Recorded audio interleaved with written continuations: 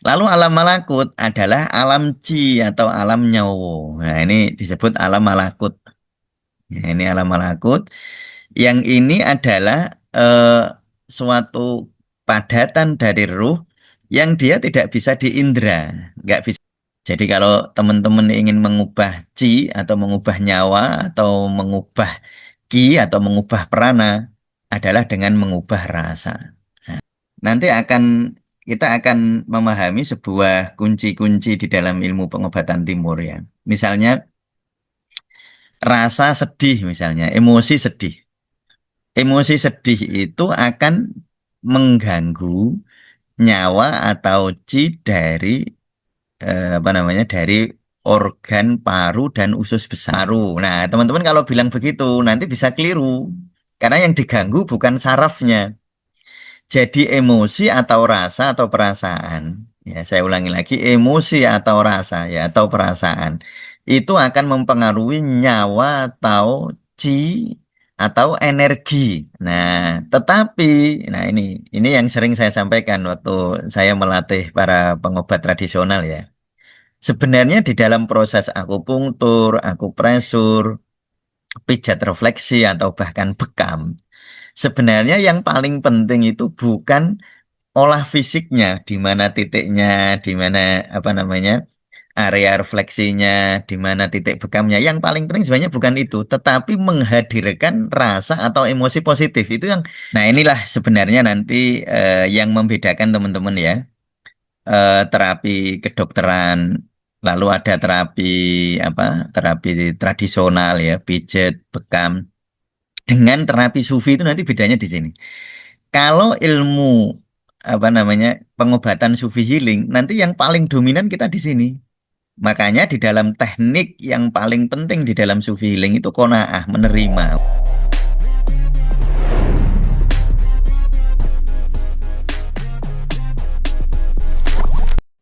Assalamualaikum warahmatullahi wabarakatuh. Bismillahirrahmanirrahim. Alhamdulillahirabbil alamin. Allahumma shalli wa sallim ala sayyidina Muhammadin wa ala alihi wa ashabihi ajmain amma ba'd. Baik, teman-teman sufi sekalian, kita lanjutkan wukuf ya. Waktu kuliah tasawuf di episode yang ke-8 ini. Kita sudah membahas banyak hal yang minggu kemarin kita sudah membahas tentang ruh ya. Bahwa ruh adalah bagian dari amr, dia bukan al-kholqu. Artinya ruh itu melampaui ruang dan waktu, tidak bisa dijangkau oleh logika, dan hanya bisa diakses dengan mujahadah, bukan dengan berpikir. Ya, jadi itu apa poin yang sangat penting karena apa firman Allah kulir ruhu min amri robbi, dia adalah amr. Jadi amr itu tidak bisa dijangkau dengan logika, ya, tidak bisa dijangkau apalagi dengan perdebatan ya. Ya tidak mungkin membahas roh itu kita eh, dapatkan dari logika-logika kita. Ya, kita hanya bisa membahasnya di kulit-kulitnya saja, tetapi secara apa esensi kita tidak bisa apa namanya mendapatkan ruh, mendapatkan teori tentang ruh atau esensi ruh melalui logika. Dia hanya bisa didapatkan melalui olah batin atau mujahadah. Lalu kemarin sudah kita bahas, tapi sekali lagi konsep kuncinya jangan dilupakan bahwa roh itu min amri robbi. Tidak bisa dijangkau dengan apa namanya pikiran kita. Itu maksudnya adalah ruh yang digradasi nomor satu ini. Jadi kemarin saya sudah membuat tentang sudah apa menjelaskan tentang gradasi ruh dari ruh sampai ke tulang ya. Jadi ruh itu memadat. Yang dimaksud ruh yang dimensinya kita tidak mungkin pahami ya, yang kita maksud ruh yang tidak bisa dipahami secara esensi itu adalah ruh yang tadi apa namanya yang nomor satu ini. ruh yang paling substil itu nggak bisa kita jangkau lewat pikiran kita. Tetapi nanti ruh itu akan memadat. Nah, ini yang padatan dari ruh itu yang bisa kita analisa ya dengan segala kekurangannya. Bisa kita analisa ruh itu yang sudah memadat.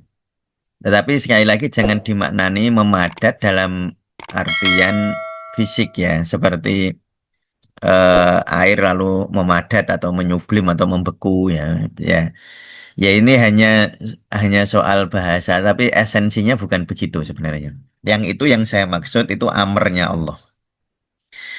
Lalu dari ruh tadi memadat menjadi nyawa atau chi atau energi, lalu memadat menjadi saraf, lalu memadat menjadi darah. Nah, memadat menjadi otot, memadat menjadi tulang. Nah, itu adalah padatan dari ruh itu, memadat dari ruh itu. Maka kalau teman-teman melihat konsep-konsep ruh di dalam kitab-kitab tasawuf, nanti ada apa ruhul kudsiyah ini yang dimaksud ruhul kudsiyah itu ruh yang amr tadi ya. Lalu dari ruhul kudsiyah itu Allah lalu meletakkannya ini yang saya sebut memadat ya. Meletakkannya di dalam ruhul sultani. Nanti memadat lagi menjadi ruhul ruwani, memadat lagi menjadi ruhul jismani. Tetap ada kata ruhnya, tapi bukan ruh dalam artian ruh yang paling tinggi itu. Ya, ruh yang paling substil itu yang dibahas wa nafakhtu fihi min ruhi bukan ruh yang itu, bukan ya. Nah, itu lagi ya. Jadi dalam kitab-kitab tasawuf sudah dijelaskan.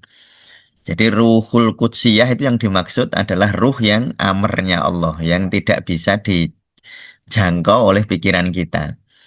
Lalu nanti ada ruhus sultani ya, ruhus sultani itu adalah ruh yang sudah mulai memadat, yang bisa kita analisis, walaupun dengan batas-batas tertentu. Lalu memadat menjadi ruh ruwani, nah itu sudah mulai psikologis ya.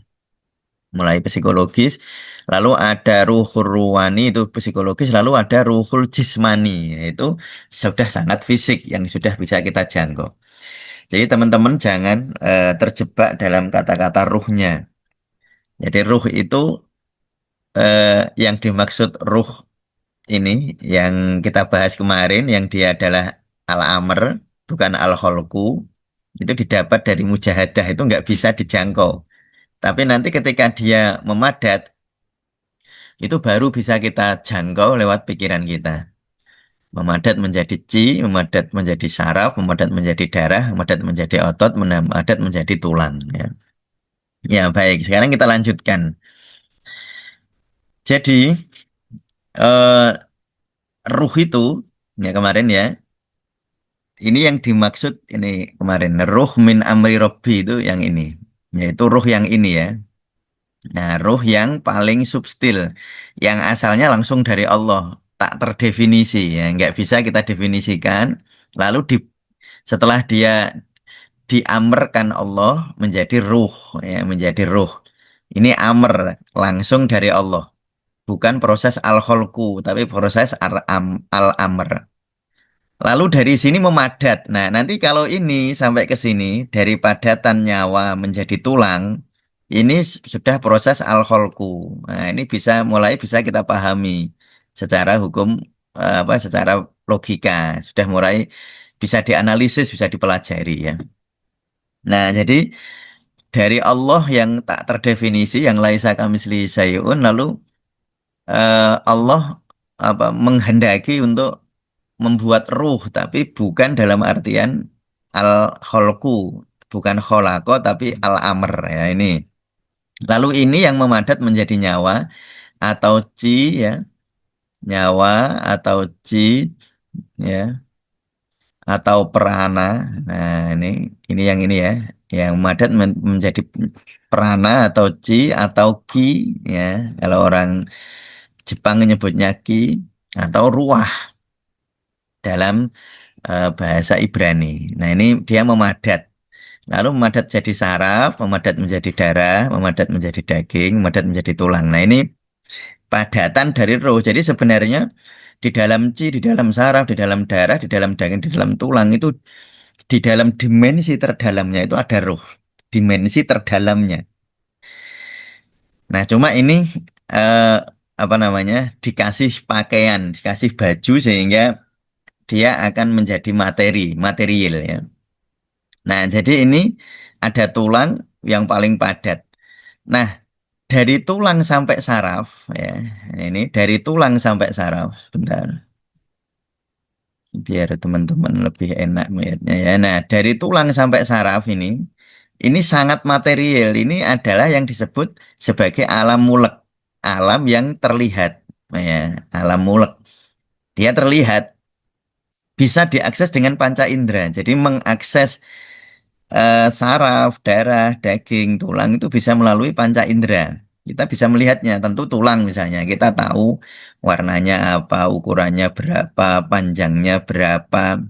Nanti lewat apa kinestetik, lewat tekanan kita tahu ini sepadat apa kira-kira. Kita bisa mengaksesnya lewat panca indera.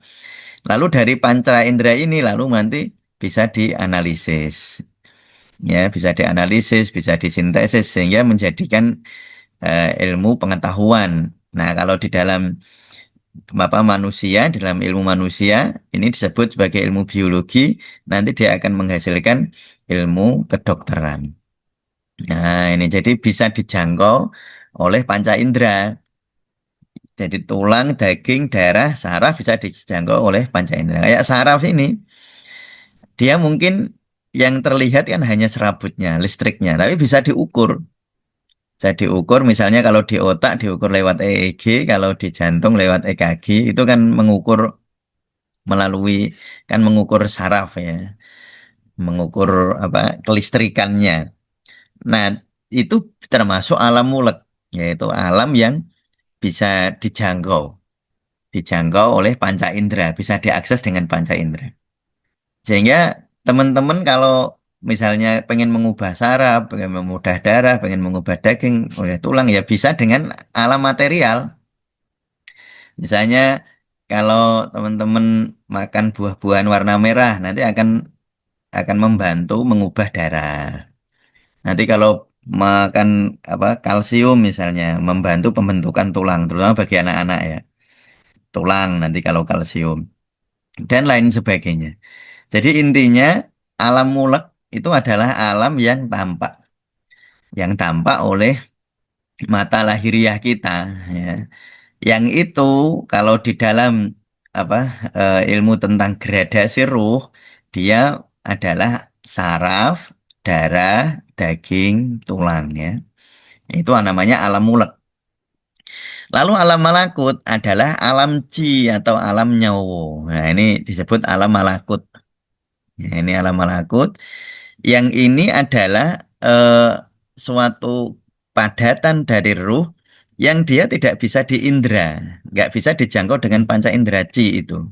Ya, makanya sampai sekarang chi belum dipahami oleh dunia kedokteran konvensional. Dia dipahami oleh kedokteran timur yang dia chi. Karena kedokteran timur bukan sekedar panca indera, tetapi dia menggunakan ilmu rasa. Nah, ini nanti begini teman-teman ya. Dari bagian ini nanti kita akan memahami sebuah kunci-kunci di dalam ilmu pengobatan timur ya. Misalnya rasa sedih misalnya, emosi sedih. Emosi sedih itu akan mengganggu nyawa atau chi dari apa namanya dari organ paru dan usus besar. Nah, tapi yang diganggu bukan sarafnya, bukan darahnya, bukan dagingnya, bukan tulangnya, yang diganggu chi-nya. Sehingga teman-teman kalau jadi pengobat tradisional timur, misalnya kayak ilmu bekam, ilmu akupresur, ilmu pijat refleksi, itu jangan bilang begini, emosi akan mengganggu sarafnya usus besar, akan mengganggu sarafnya apa namanya paru-paru. Nah, teman-teman kalau bilang begitu nanti bisa keliru. Karena yang diganggu bukan sarafnya. Jadi emosi atau rasa atau perasaan. Ya, saya ulangi lagi, emosi atau rasa ya atau perasaan itu akan mempengaruhi nyawa atau chi atau energi, belum langsung mempengaruhi saraf, belum langsung mempengaruhi darah, belum langsung mempengaruhi daging apalagi ke tulang. Jadi nanti yang dipengaruhi oleh kesedihan itu chi-nya atau nyawanya, paru-paru dan usus besar. Nah, kalau nyawa paru-paru dan usus besar ini nanti terjadi kekacauan, maka kemungkinan, nah, saya ulangi ya, maka kemungkinan akan berlanjut, baru akan berlanjut ke problem di saraf. Nanti kalau nggak ada perbaikan akan berlanjut ke darah, akan berlanjut ke daging, akan berlanjut ke tulang. Nah, itu rasa. Sehingga, apalagi contoh ya, misalnya kemarahan. Kemarahan itu mengganggu liver dan empedu. Ya, kemarahan itu mengganggu liver dan empedu. Tetapi jangan dimaknani mengganggu darahnya liver.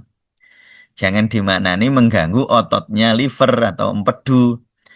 Jangan dimaknani mengganggu saraf. Bukan. Perasaan marah mengganggu energi atau chi atau prana atau nyawanya liver gitu. Ya. Nah, ketika seseorang apa berada di dalam dinamika emosi yang terganggu itu chi-nya.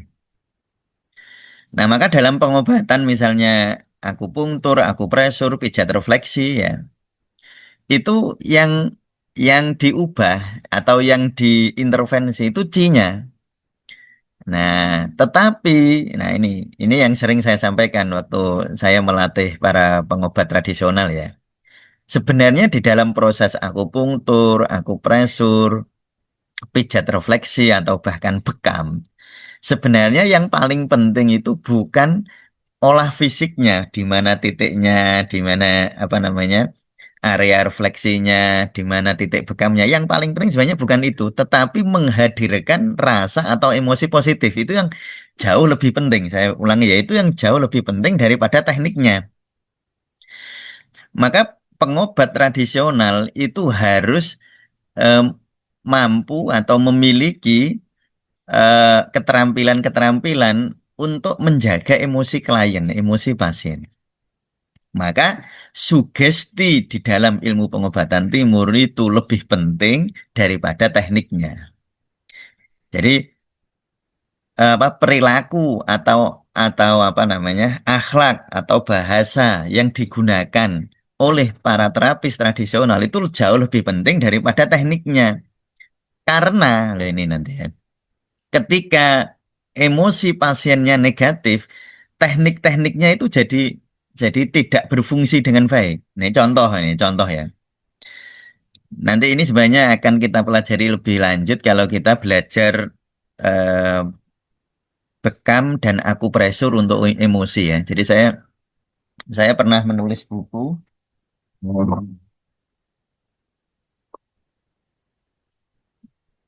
Ya, jadi saya menulis buku yang judulnya Bekam dan Akupresur untuk Emosi ya. Nah, ini bekam dan akupresur untuk emosi. Nah, itu di situ kenapa penting gitu? Kenapa penting? Jadi di dalam proses terapi tradisional, bekam, akupresur, itu yang diintervensi kan tadi nyawanya atau chi-nya yang dia sangat dipengaruhi oleh rasa kan. Sehingga terapi itu yang paling penting adalah bagaimana eh, terapis memberi sugesti positif kepada klien yang disebut nanti placebo. Jadi kalau teman-teman cara berkomunikasi ya, jadi kita mengembangkan namanya komunikasi sufistik.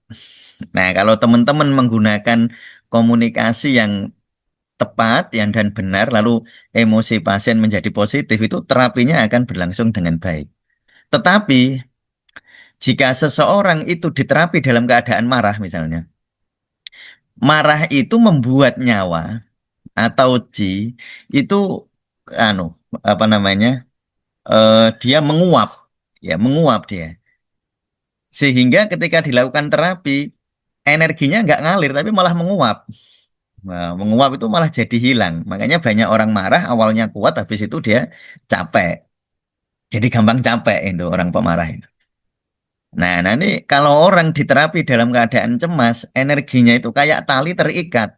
Walaupun dipencet, misalnya dipencet titik lambung yang titik depannya ada di antara pusar dan ulu hati, tepat di tengahnya, itu seharusnya ya seharusnya kalau orang hatinya tenang, kita pencet di situ, itu seharusnya energinya mengalir ke lambung.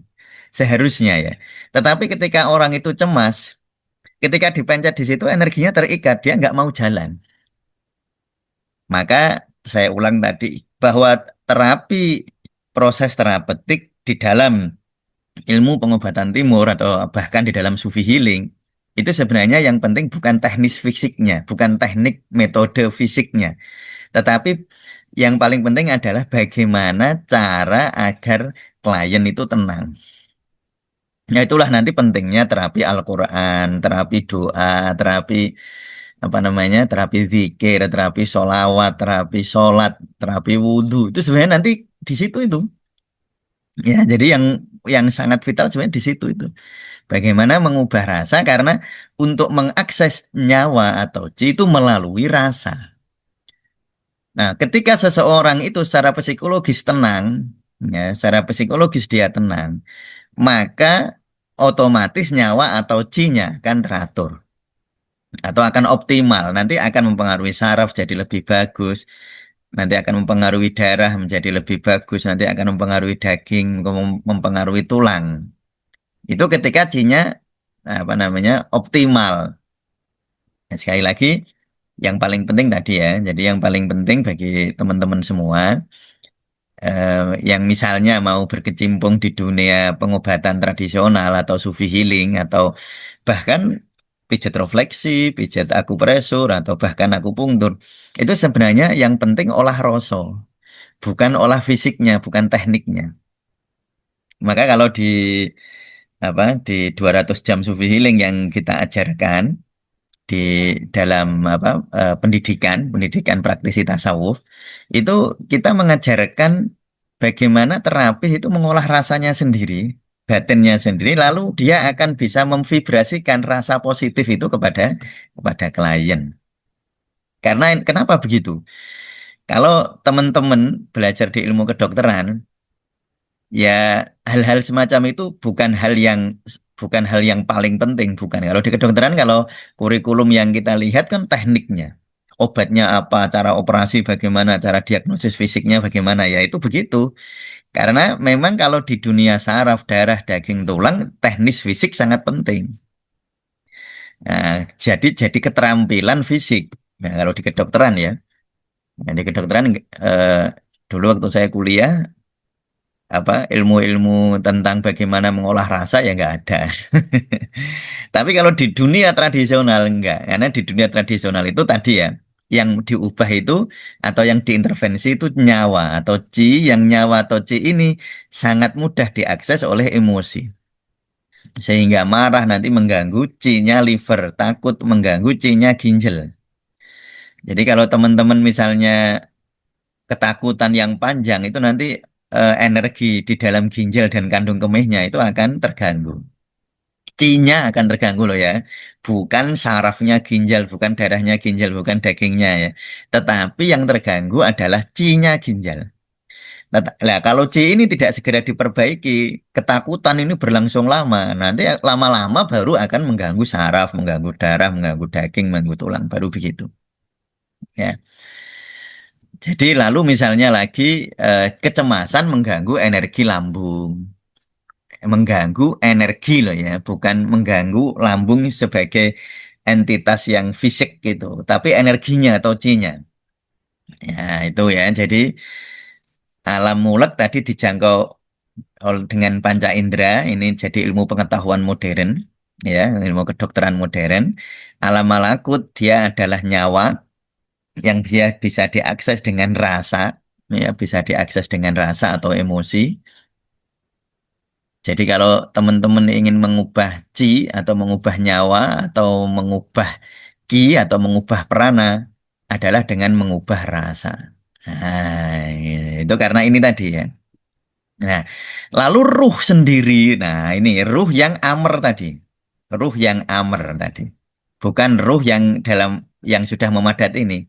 Ruh yang apa namanya tidak diciptakan melalui al-khalqu.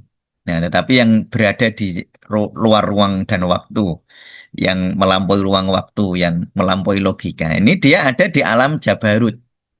Nah, ini hanya bisa diakses oleh kepasrahan. Nah, oleh kepasrahan. Nah, inilah sebenarnya nanti yang membedakan teman-teman ya.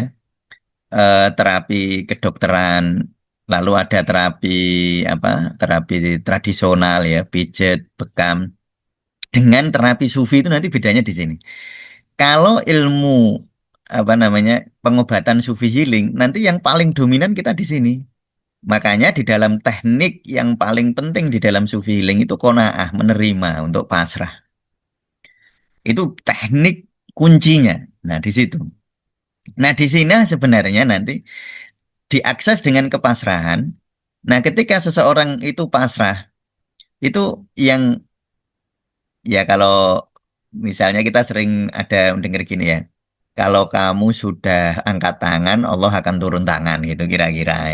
Itu ungkapan yang baik saya kira.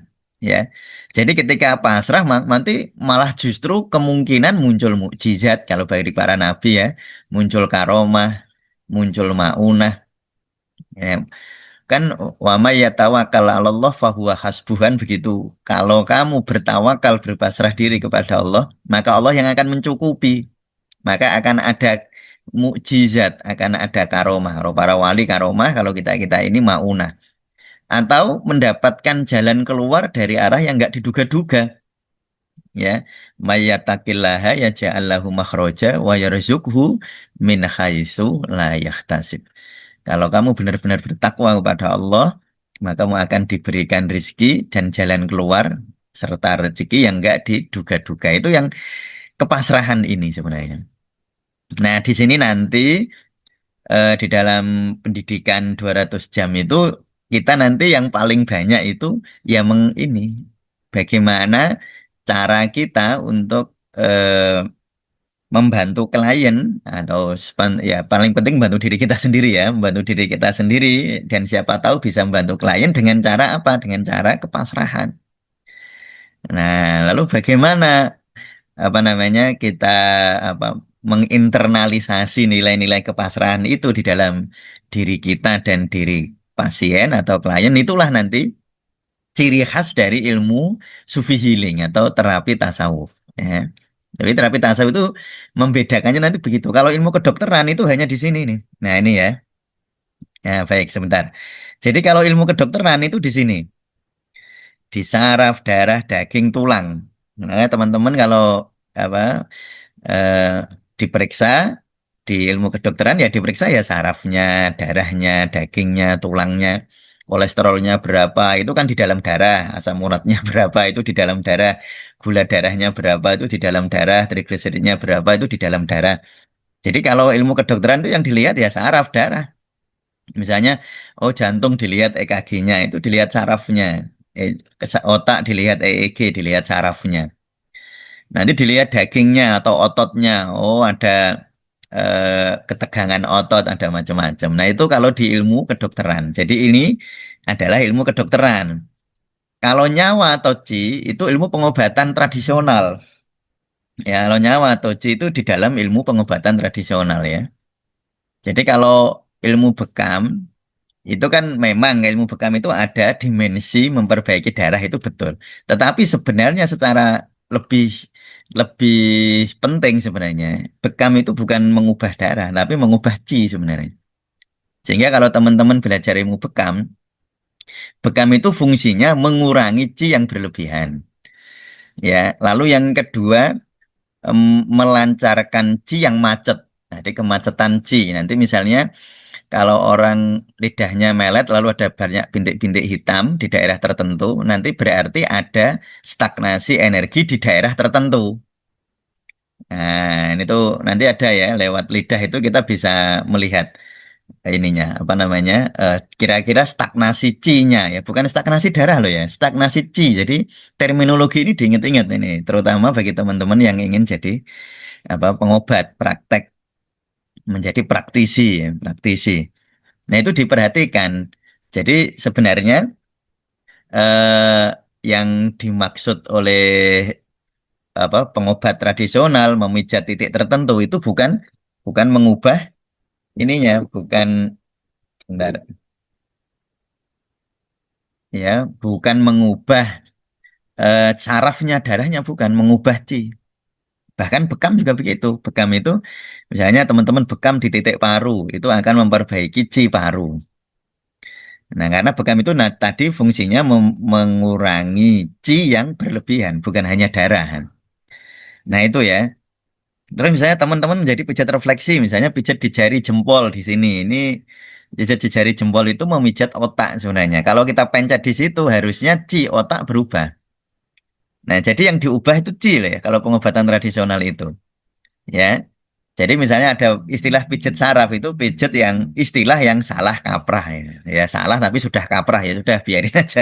Eh, jadi nggak ada istilah namanya pijat saraf itu. Ya itu untuk memudahkan. Ya itu istilah untuk memudahkan. Tetapi kalau belajar betul-betul itu sebenarnya salah ya, istilah itu. Tetapi kalau dalam praktek ya sudah nggak apa-apa. Nggak perlu kita kritisi lah. Tapi kalau di dalam proses pembelajaran teman-teman harus tahu tidak ada istilah pijat saraf itu nggak ada. Adanya sebenarnya ya pijat refleksi, pijat akupresur. Ya, kalau refleksi berdasarkan area, kalau akupresur berdasarkan titik-titik meridian gitu. Yang diubah apa? Yang diubah itu nyawanya atau chi-nya. Nah, nanti ketika kalau di Sufi Healing dia lebih dalam lagi. Kalau kedokteran dia apa namanya mengintervensi tulang, daging, darah dan saraf. Kalau pengobatan timur mengintervensi nyawa atau chi atau ki atau prana. Kalau di ilmu tasawuf dalam tanda petik dia mengintervensi ruh dalam tanda petik loh ya. Dengan cara apa? Dengan cara qanaah, dengan cara berpasrah diri, dengan cara tawakal, dengan cara sabar, nah dan seterusnya. Karena kalau kalau yang fisik ini bisa dijangkau dengan panca indera, yang nyawa ini bisa dijangkau dengan emosi. Mengubah emosi berarti mengubah chi, mengubah nyawa, mengubah ki, mengubah prana. Nanti kepasrahan, nah ini kepasrahan itu membuka pintu untuk turunnya cahaya-cahaya ilahiyah. Kepasrahan itu. Sehingga di dalam teknik Sufi Healing mungkin sudah pernah ya di di salah satu salah satu konten di Tasawuf Indonesia ini membahas tentang bagaimana para sufi menyelesaikan masalah. Ya. Jadi menyelesaikan masalah itu dengan cara lapang dada untuk menerima keadaan apa adanya sehingga orang bisa berpasrah. Nah, kalau sudah berpasrah maka baru ada kemungkinan lebih besar turunnya apa namanya pertolongan-pertolongan kepada seseorang dari arah yang mungkin tidak diduga-duga. Ya. Nah, ini ya, jadi eh, saya merangkum kembali bahwa hakikat ruh dia bukan al-kholqu, bukan berada di dalam ruang waktu, tidak bisa di yang tidak bisa dijangkau oleh logika, yang hanya bisa diakses dengan mujahadah, dengan zikir. Lalu ada gradasi ruh ya, yaitu dari ruh yang paling substansial ya, paling penting, paling substil sampai ke tulang yang paling padat. Nah, ini kalau yang material dari tulang ke saraf bisa dijangkau, dia ada di dalam alam muluk, bisa dijangkau dengan panca indera. Sedangkan nyawa atau chi dia ada di alam malakut yang bisa dijangkau dengan emosi. Lalu ruh ini dia ada di alam jabarut yang bisa diakses dengan kepasrahan. Nah, disitulah nanti baru kita muncul teknik-tekniknya. Jadi kalau teknik di sini teknik kedokteran atau teknik apa namanya jamu-jamu tradisional misalnya ya, saya sambiloto nanti mengubah darah, ya yang pahit-pahit itu kan mengubah darah. Lalu nanti ada teknik-teknik di rasa, mengubah emosi, misalnya relaksasi, ya ini bisa membantu nafas, ya bisa membantu untuk menenangkan perasaan. Kalau perasaannya tenang nanti akan mengakses nyawa atau chi atau prana atau ki. Nah, puncaknya adalah di dalam Sufi Healing ya. Nah, makanya di dalam program 200 jam Sufi Healing itu kita mempelajari semua ini. Ya, secara apa namanya teknik apa pengobatan tradisional kita ajarkan. Ya, nanti ada juga tentu saja dan yang paling penting adalah teknik-teknik spiritualnya. Ya, lalu ada nanti muncul ada teknik zikir, teknik apa baca Quran, teknik ruqyah, teknik apa namanya sholawat dan lain sebagainya. Ya, begitu teman-teman untuk kuliah hari ini.